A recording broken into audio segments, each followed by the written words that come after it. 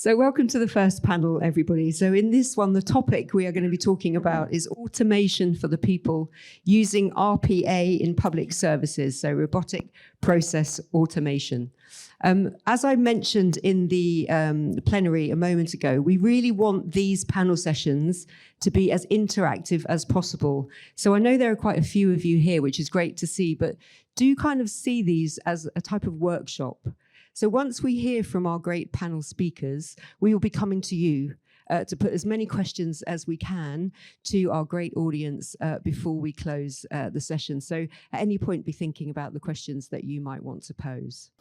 I'm not going to spend any further because I know time is tight. I'm going to introduce our speakers and then I'm going to invite each of them to give some short opening remarks to set the scene before we come to you for your questions. So the first speaker that we'll hear from is Kathleen Butler. Kathleen is Director General for Digital Services Directorate, Assessment, Benefit and Service Branch of Canada Revenue Agency.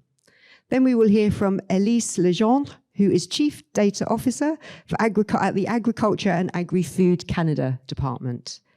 Then we'll hear from Kyle Thomas, who is the Global Industry Leader at Public Sector Regulatory Agencies in one of our knowledge partners, Appian, today. And then we have Amira Moose, who is Director, Strategy and Innovation, Finance and Procurement Services at Natural Resources Canada. And last, but definitely by no means least, because he's come all the way from Hungary, we have the Head of International Relations Office at the Digital Hungary Office.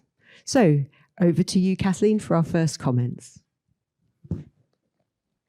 Thank you very much, Kelsey. Can you hear me okay? Great. So I won't reintroduce my title, you've heard that, but as specified, I'm at Canada Revenue Agency, and although we're talking about robotic processing automation, I'm not IT, I'm the business side of the house.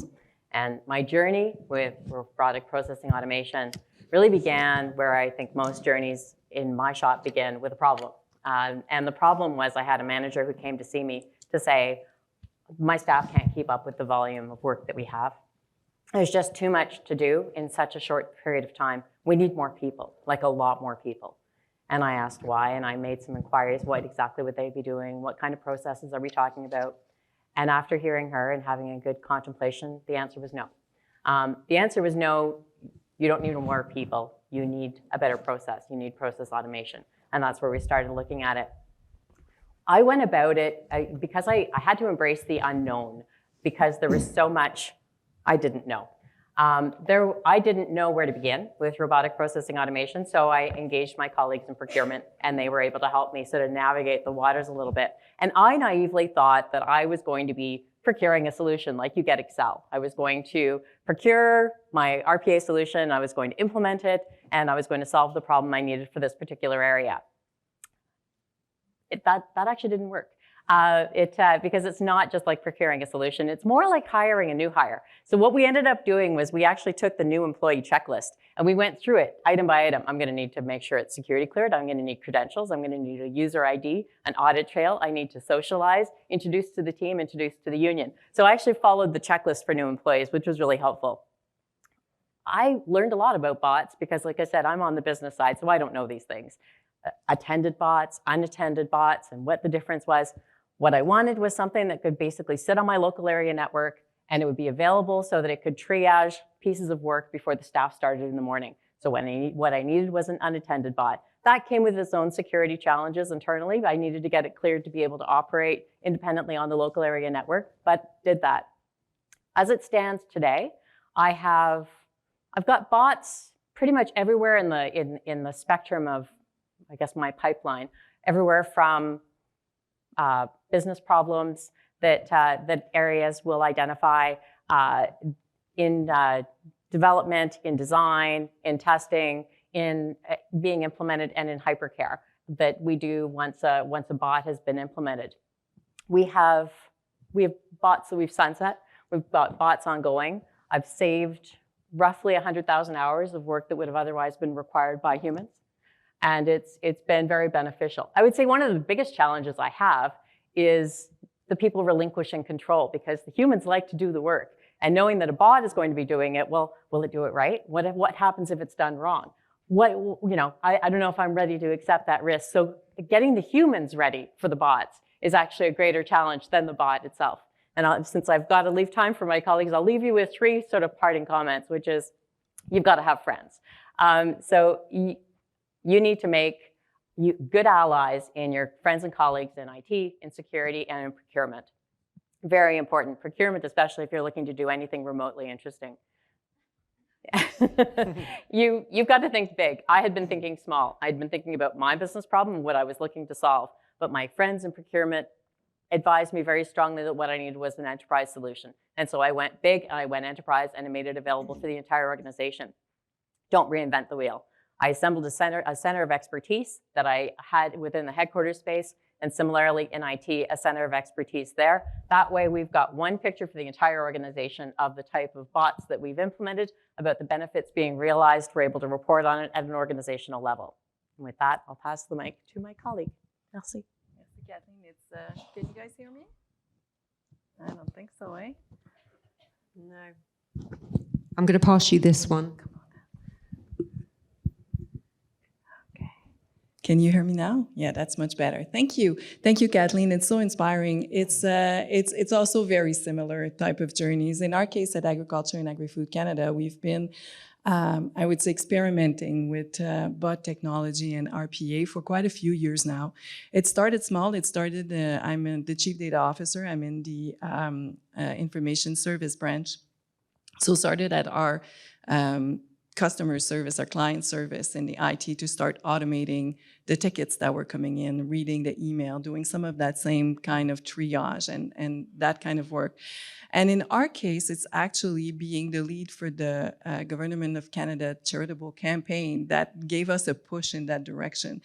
Similar issue, not enough people, everybody were in the midst of the campaign at this time. Everybody's doing it from the side of their desk, and the team, my branch was the champion for our department, and the team decided to see, could we leverage automation? It's a non-threatening way to try new things in the organization as well, and it was incredibly successful. Automated email, automated reminder, automated pledges, automated a lot of the exercise that would have taken a lot of time for people, again, from the side of their desk. And there was an increase in donation. There was a lot of good success. And as I mentioned, it wasn't threatening the daily work of people. So it was a soft initiation. After that, it started to get implemented into more close to the work type of application. One of them was the return to work agreement.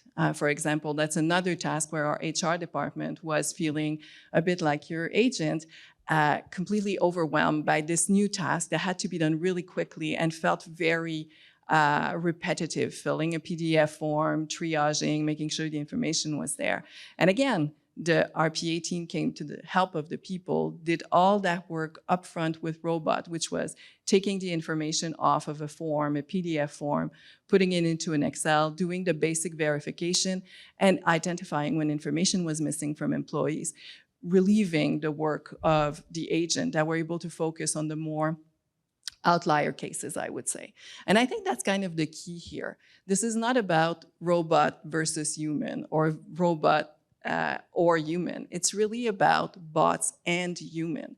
How can we best use the bots to relieve some of the pressure? So those of you that are in the Canadian Public Service have seen the result from the Public Service Employee Survey, where our workforce is telling us they're overwhelmed, they're overworked, they feel burnout.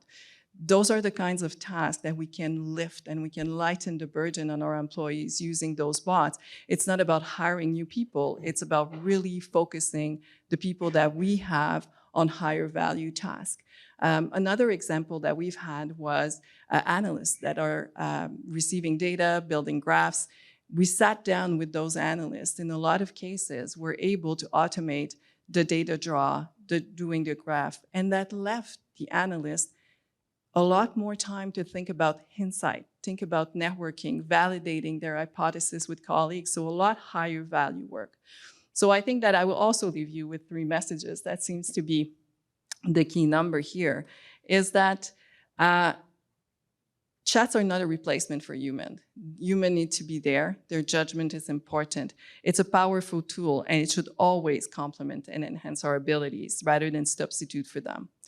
Secondly, it is transforming the landscape. It is transforming the way we work. Your journey is a little bit further ahead than us, but we see it throughout the government, how those bots are coming to help us do our work better, but also serve our client better. So embrace it. Think about how you can direct it to some of the challenges you're having in your organization. And finally, I think that the third message is about collaboration. This is really about thinking the way we work ourselves, but together as well differently, embracing data to really, really unleash the good in the public service. So on that note, I think I'll pass it over to you, Kyle. Thank you, Elise. I guess I will use this. Thank you, Elise. I have the unenviable task of explaining a software platform here. And I think I'll do that by telling you a story. First of all, I work for a company called Appian. And as the global industry lead in the public sector, I work with government agencies around the world on their modernization and automation journeys. But I'm a former customer of Appian, and at first, I didn't know what Appian was. I didn't understand it. So I'm going to tell you about Appian from the perspective of a customer, not as a perspective of an employee, because my brain gets all muddled with our marketing materials. No offense to the marketing team. As a customer, I was working for an organization that did financial services regulation, and we needed a way to implement a solution that connected our regulatory agencies across the government in the US together so they could partner and work on regulating the over 10,000 financial services companies across the US. And we needed a platform to do it where there was none before. And so we found Appian, and how I understand Appian is it's a platform on which you can automate any business process. Complex, simple, you name it. And platform means it's all in the box.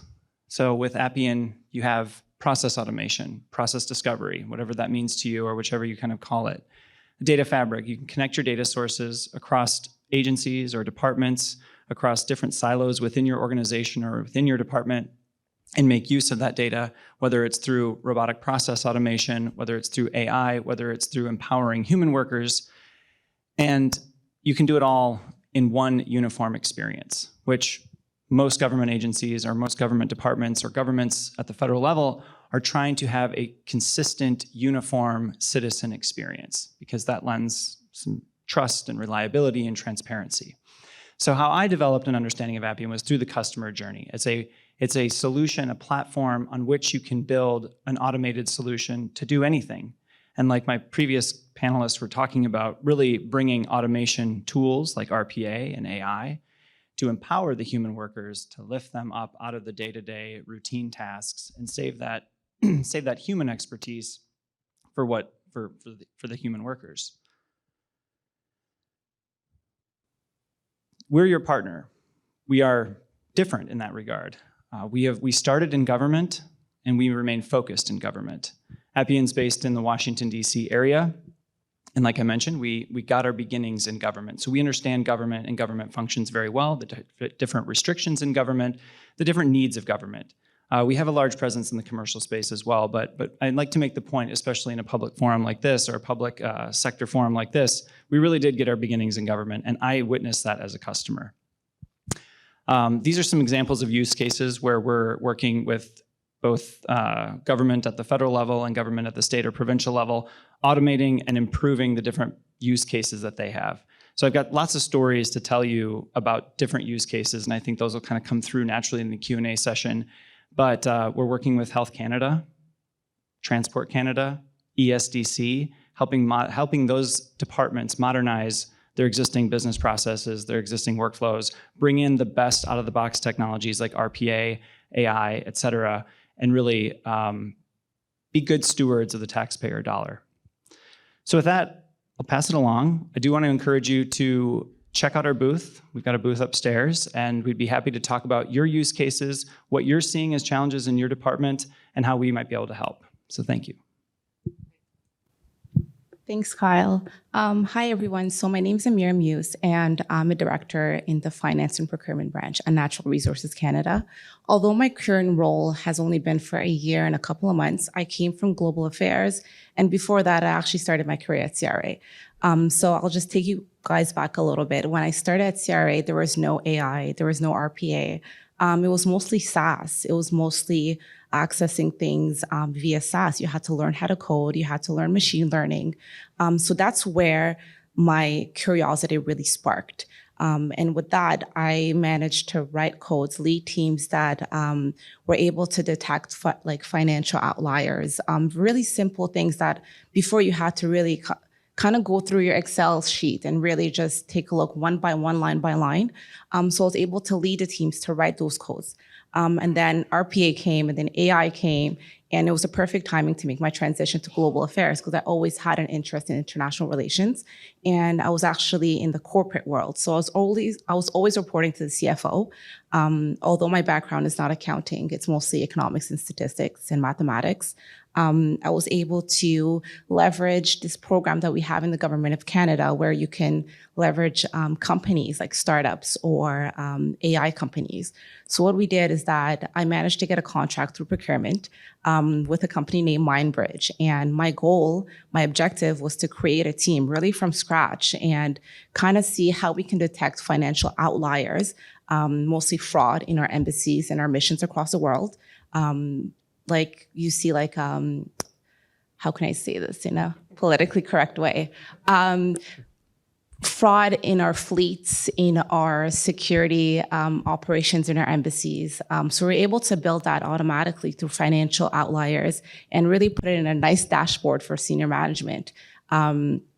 And then so once my work was done at Global Affairs, I followed my CFO to NRCan. And again, that's why I'm here at NRCan now. It's to really build that new team, build that digital team, and build that capacity within the organization to leverage stuff like ChatGPT and Blue Prism and what other AI strategy, but there is many, but really my team is, again, in the finance world, just make it easier, detect financial outliers, detect financial risk, how we can, right now that we're in our budget reduction phase, how can we target specific sectors to create efficiencies? So I've leveraged a lot of tools, but for me, the most important things that I want to leave you with is you have to have that buy-in by your CIO and your CFO. Your data has to be clean. Like, don't even think about RPA and AI yet. If you don't have a business warehouse where you can't connect to the data directly.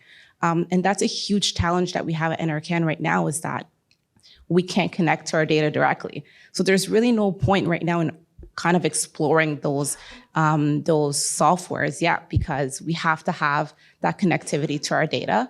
And you have to transform your managers and your teams into creators and enablers because without that, then you're going to miss a key piece. And I think I'll leave it at that. Thanks. Thank you very much. And thank you for having me here, the very nice Canadian summer. I brought you an example of the Hungarian government's intentions on how to automate different public administration processes, how to support different sectors in their decision making, and how to make the services more user friendly, more user oriented, and possibly fully automated as well. In Hungary, citizens have had the right to automated decision making for quite a while now. The government initiated different changes in the legal background, and by now we discovered that different sectors by themselves, by their own, are simply not really willing to cooperate to automate the processes. There are many reasons behind. They want to keep up their stuff. They want to save the money financing them. They didn't welcome such changes. Robots or computers taking the roles of the humans working on these processes. But still from the central level and according to some bad experience regarding members of the staff of public administration, we decided to launch a project. The intentions of this project was to create a central solution for automation and also to try it in 10 different pilot cases. This is the high-level architecture, which should look like in any other country, I think. These are the elements of the automated decision-making itself. The central solution provides different sectoral actors, public administration, decision makers, and also the expert colleagues with the graphical process creation solution so that they can put together the steps. And in the background, the technical background of the solution is based on microservices. We have all the necessary building blocks like EID, e-signature, e-payments, and other building blocks of e-services. They are provided centrally by designated service providers with all the necessary technical information available, and different sectors can decide which one is necessary for their solution to automate the whole process.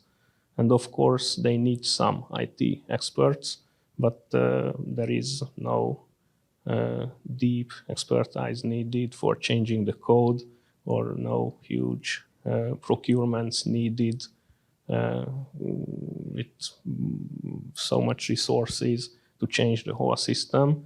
Instead, this RPA solution is a very suitable solution. It has to be procured and maintained by the sectoral IT systems operator, and it can get in touch with the different machine interfaces to complete the process. And our experience with this project was that as a whole, it is feasible. It was worth creating the central solution.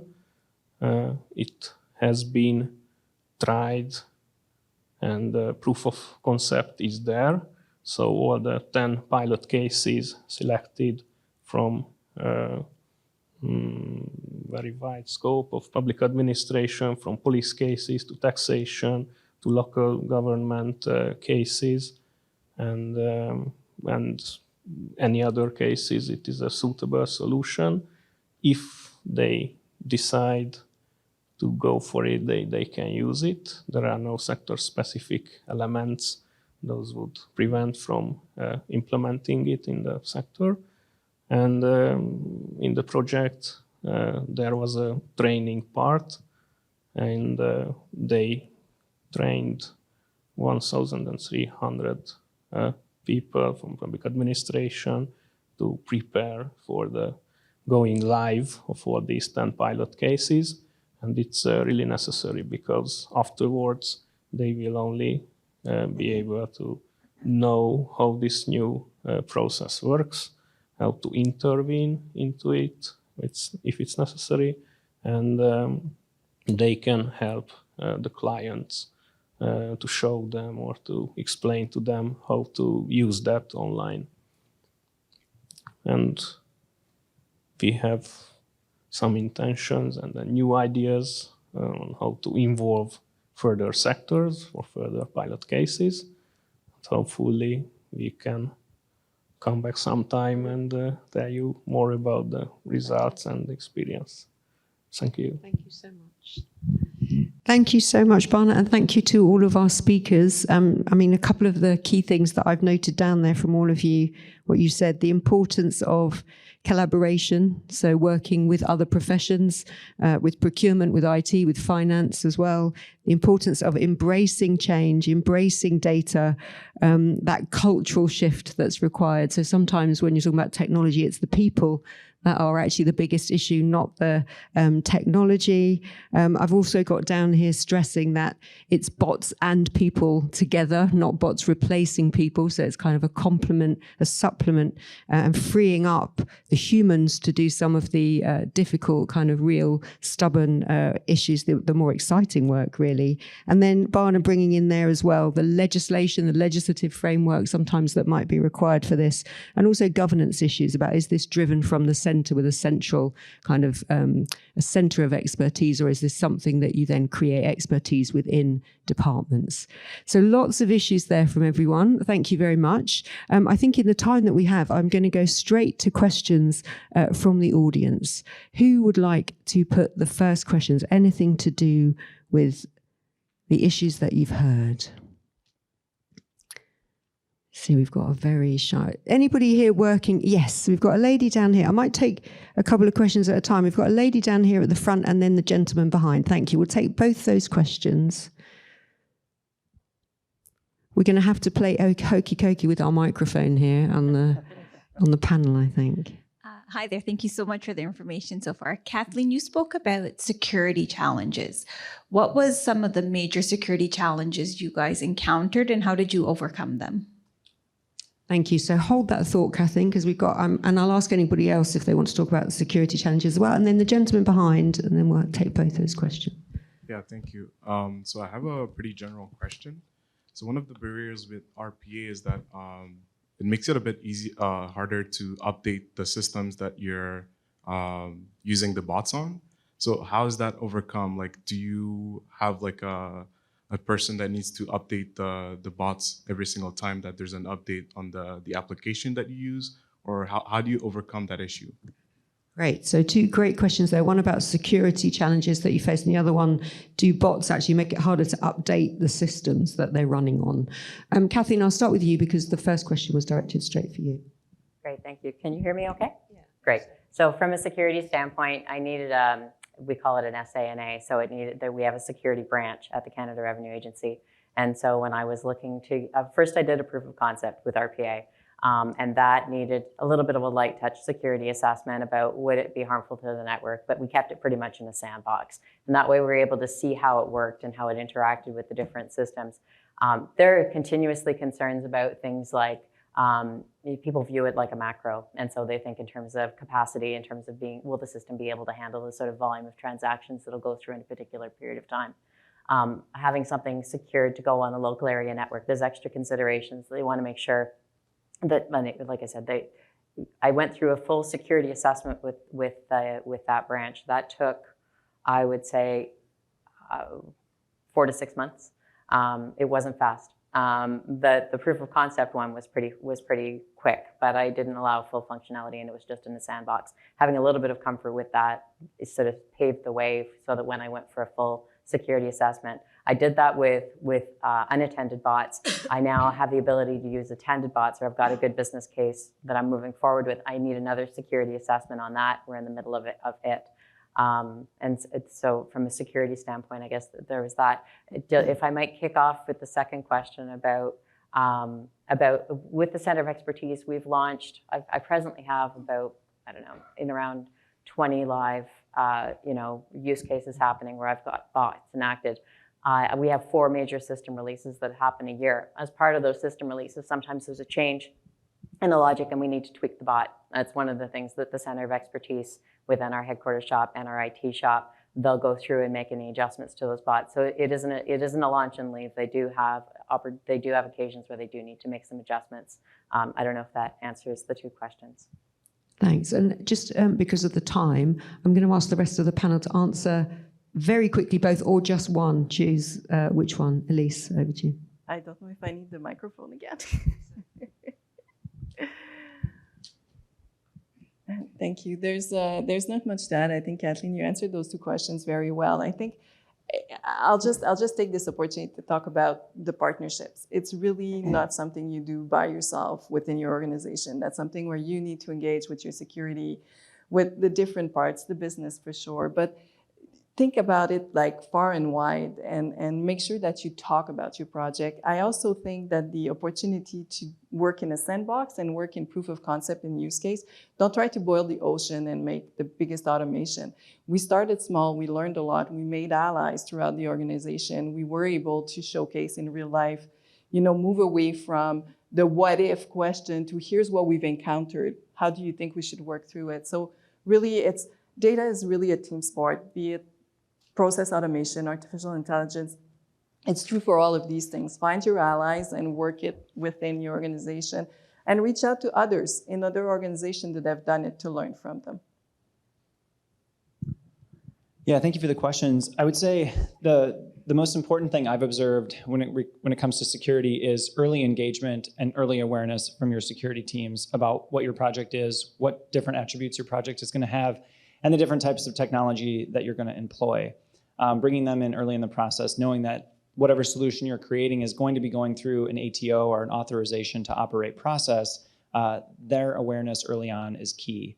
And then at Appian, we believe data is absolutely everything. And your department, your organization, your agency is best able to make use of that data if it stays in your organization and you maintain control of that. So other vendors often take a data hostage approach.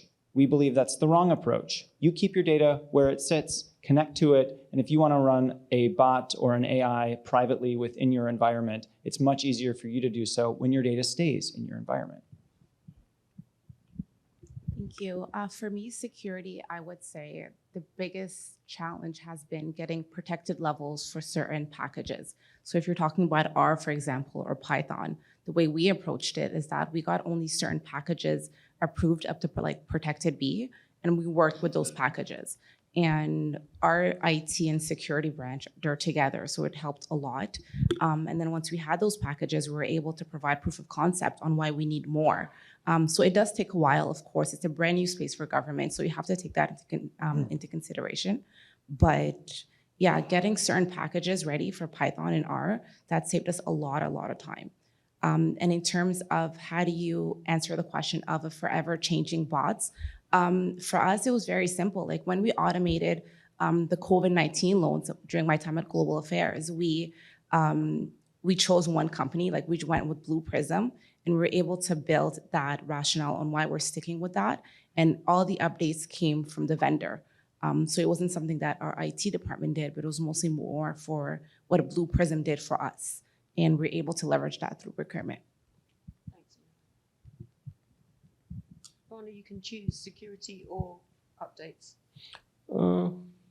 I choose both. Okay. Regarding security, Both very quickly. regarding security, we haven't faced too many issues.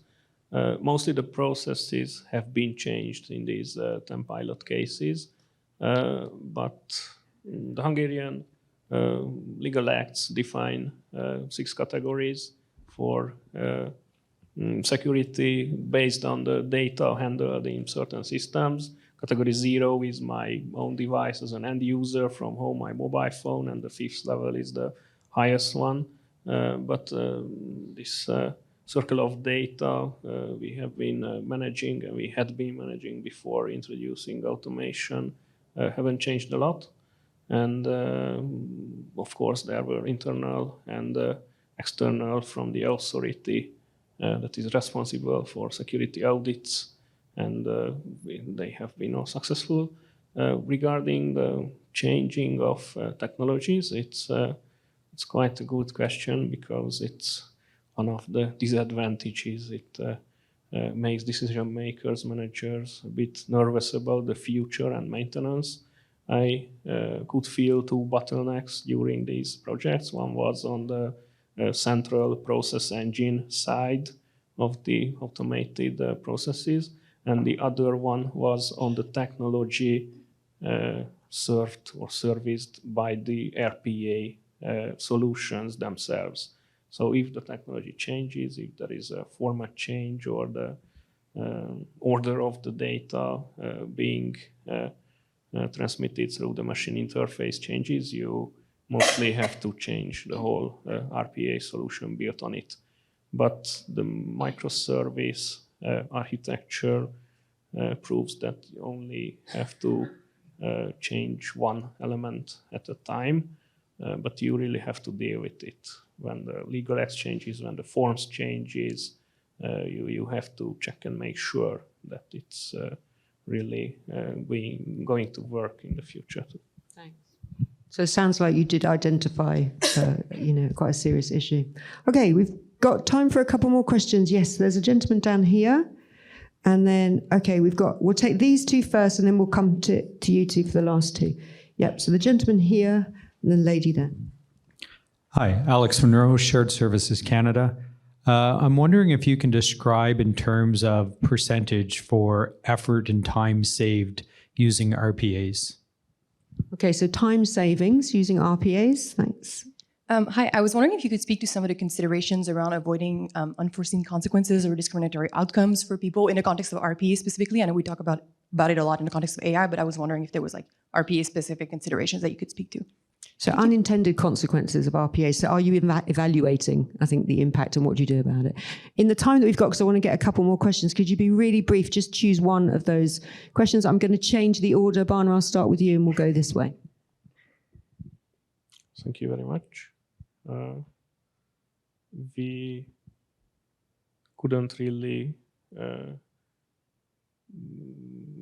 sense any unintentional or odd functioning of the system. So it's in case it's all set up, it is going to work as it is supposed to work. There is an interesting thing. There is an intention to introduce artificial intelligence-based solutions so that the different systems could offer you or could predict the further outcome of the process and also to try some fortune telling about the possible result, and the user could decide whether she or he continues with the case in an automated way or goes to some public administration office. But basically, this previous functioning and this new RPA-based and automated process, it's working as it should be.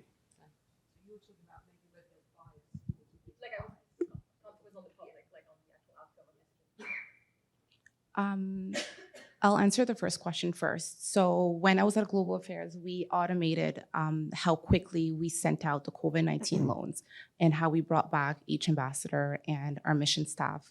I would say we saved, by automating that with Blue Prism, we saved, I don't know, like 50 to 60 hours a week, or else someone like a CS or a PM would have to do that one by one.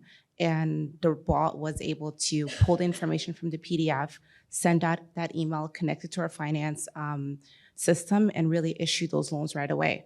And for security breaches, we're all dealing with sensitive data, right? And it's really important that, especially when you're talking about these open source softwares that are free to use from anyone, that you do it on a standalone computer. So that's what we did. We didn't put sensitive data in there. We anonymized our data to, one, protect the public, because A, we're dealing with sensitive Canadian data, which is really bad if the media gets a hold of it.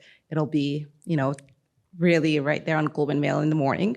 So it's really important to anonymize your data once you're plugging it in, and also get the protected levels that you need. So by doing that, you'll be able to avoid a lot of headaches. I think I'm just going to address the first question because your question is a particular interest of mine. I'm very, very passionate about it, and I've been doing a lot of just kind of personal reading about it. So I'd love to talk to you at the booth. Yes. Regarding return, I think what we're talking about here is return on investment, and how do you measure that? I'll just share from my perspective, working with dozens of government agencies on these types of projects. I think agencies or departments fall into one of two categories. Category one is that department that has outdated, siloed systems and a business process that has existed for a long time, but maybe nobody's really that happy with. And then you have the other type of department that has they're happy with their existing investments. They just need an automation boost. And so the first category, we're seeing return on investment, 200-300%, because it's kind of a rip and replace. Everything's getting transformed, everything's new, and the return on that can be absolutely massive. On the boost side, the departments that are pretty happy with their existing investments and just kind of need that lift upward using RPA or AI, Similarly, I mean, 70, 100% return on investment, it can be significant, but it's so use case dependent. And so again, I'll kind of make the plug for the booth. I'd love to share some more details with different departments and different agencies we've worked with.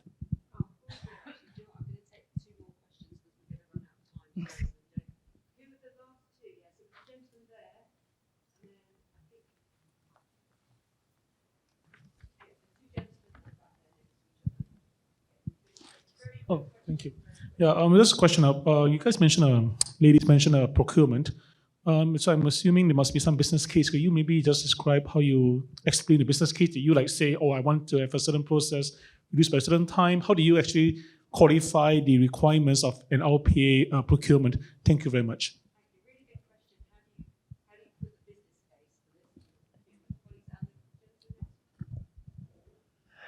Yes. So my question is about like the transparency. So and my question is like more for Caitlin.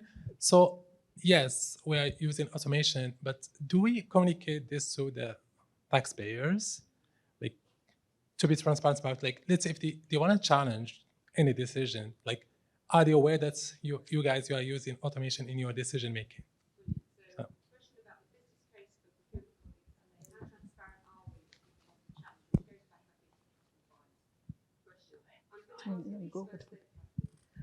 So I'm going to go on the transparency one, and I think I'll leave you the procurement one. You have more experience than me there. In our case, we're not at the decision making yet, but this is definitely a big consideration. So I think being transparent, putting out the disclaimer that you're using, and I think it's an important distinction to make too, is there's automation of process, and then there's intelligent automation when you throw in AI and you throw in other layers of it. So I think you have to think about it that way as well, right? If you just look at the most extreme scenario where the decision making can be made, that's a big use case to start with. Maybe you need to start just a little bit smaller and learn. And again, reach out, bring your folks that are doing GBA analysis, for example. We have a very active Indigenous Secretariat at AFC. We make sure that they're brought into the conversation so that we try to make the tent as wide as we can to avoid and to correct if there is bias. So I think it's about, we're still learning. It's a new stage, it's a new place. There are so much we can gain, and there's so much we can use as well to better serve marginalized communities as well, right? Like we need to look at it. You're talking about unintended consequences. That's one of them too. It can be an instrument for good.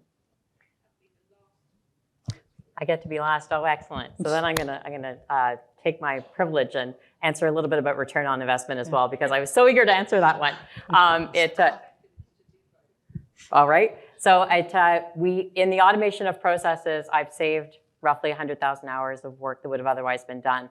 I report on it on a bi-weekly basis about what it cost me to implement the particular automations and then what I'm saving on a bi-weekly basis. I'm looking on a good automation. I save in around 2,000 hours every 2 weeks, about 1,000 hours a week.